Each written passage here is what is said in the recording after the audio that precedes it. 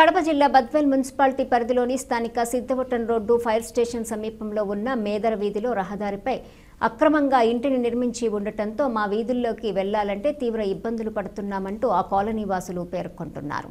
Municipal అధికారులు సంబంధిత అధికారులకు ఎన్నిమార్లు విన్నవించుకున్నా వచ్చి చూసి వెళుతున్నారే కానీ అక్రమంగా నిర్మించిన నిర్మాణాన్ని తొలగించి మాకు రహదారిని కల్పించలేదంటూ ఆ కాలనీ వాసులైన రామయ్య వాపోతున్నాడు. మా ఇంటి పక్కనే ఖాళీ స్థలం ఉందని ఇక్కడ ఇల్లు నిర్మించుకుంటే ఇక మా వీధికి వచ్చేందుకు దారి ఉండదంటూ మేము ఎక్కడి నుంచి ఇంటికి వెళ్ళాలి అంటూ పేర్కొంటున్నారు.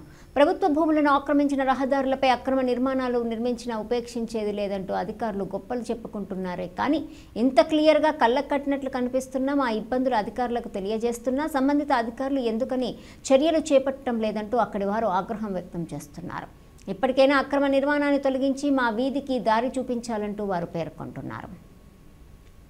నమస్తే సార్, మేము ఈ వీధికి సంబంధించి ఎన్నోసార్లు మున్సిపల్ చైర్మన్ గారికి మున్సిపల్ కౌన్సిలర్కు ఇవ్వడం జరిగింది వినతి పత్రము. కానీ మున్సిపల్ కౌన్సిలర్ వచ్చి చూసి వెళ్ళినాడు.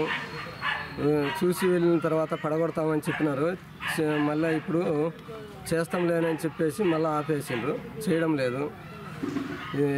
ఈ వీధికి చాలా ఇబ్బందికరంగా ఉంది. మేము ఇల్లు కట్టుకోవాలనుకుంటే ఎటువంటి ట్రాక్టర్లు కానీ ఏ వాహనాలు వచ్చేదానికి ఇరుగ్గా ఉన్నది. దీన్ని కొంచెం మీరు స్పందించి చూస్తారని కోరుకుంటున్నాం సార్. మేము ఇక్కడ ఇల్లు కొన్నాము ఈ మేదర వీధిలో సార్. మాకు దారి లేదు సార్. దారికి అడ్డము రూమ్ కట్టినారు. ఆ రూమ్ తొలగించి మాకు ఏదైనా దారి చూపిండి సార్. ఆటాలు రావు, ఏమి మాకు ఇబ్బందిగా చాలా వర్షం వచ్చే మేము ఇంట్లోకి వచ్చేదానికి కానీ లేదు సార్. మాకు దారి అడ్డం కట్టిండ్రు రూమ్. ఆ రూమ్ తొలగించి మాకు దారి చూపిండి సార్. నా పేరు కొమ్మిశెట్టి రవిచంద్ర. ఇతను నా స్నేహితుడు రామయ్య. మీడియా మిత్రులకి పత్రికా విలేకరులకు ధన్యవాదాలు చెప్తున్నాము. ఈడ కొన్ని సంవత్సరాల నుంచి ఈ బద్వేలు మున్సిపాలిటీ పరిధి నేదర్ వీధిలో ఉండే నా స్నేహితుడు రామయ్య గారి ఇల్లు కానీ స్థలం కానీ ఇక్కడ ఉన్నది. వాళ్ళు అక్రమంగా 5 అడుగులు వెనక్కి వచ్చి కట్టుకొని ఉన్నారు. దీన్ని వచ్చేసి మేము ఎంఆర్ఓ సార్ దృష్టికి, మున్సిపల్ కమిషనర్ సార్ దృష్టికి తీసుకువెళ్ళినాము.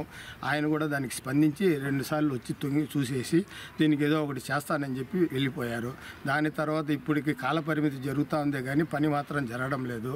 రేపు మేము ఇల్లు కానీ ఏదైనా కానీ కట్టుకున్నామంటే వచ్చే వాళ్ళకు పోయే వాళ్ళకి దారి లేకుండా వెళ్తుంది. కాబట్టి మీరు సమగ్ర విచారణ చేసి మాకు న్యాయం చేకూర్చురని చెప్పి మేము ఆశిస్తున్నాం సార్. ఎల్లప్పుడూ మిమ్మల్ని ఆశిస్తున్నాం మేము. మాకు ఏదో ఒకటి న్యాయం చేయండి మీరు తొందరగా. మీరు లేదంటే చాలా పెద్ద సమస్యలు జరుగుతాయి ఇక్కడ. ఎవరితో ఏం మాట్లాడినా ఏం చేసినా కానీ మీరు ఏదైనా మాట్లాడాలనుకుంటే కమిషనర్ దృష్టికి కానీ ఎంఆర్ఓ దృష్టికి తీసుకువెళ్ళండి అని చెప్తాండ్రు.